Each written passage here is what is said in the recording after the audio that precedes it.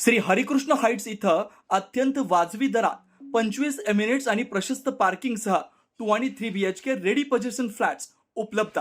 बुकिंगसाठी संपर्क पार्श्वनाथ प्रोजेक्ट 9090 78 78 33.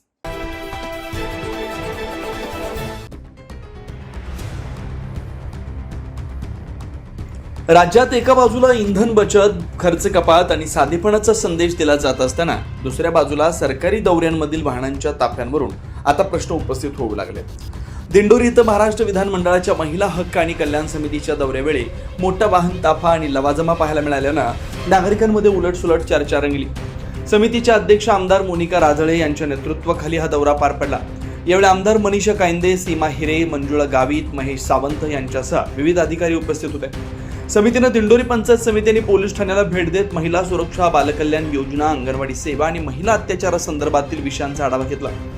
मात्र या दौऱ्याचा उद्देश जितका चर्चेत आला नाही त्यापेक्षा अधिक चर्चा झाली ती वाहनांच्या ताफ्याची.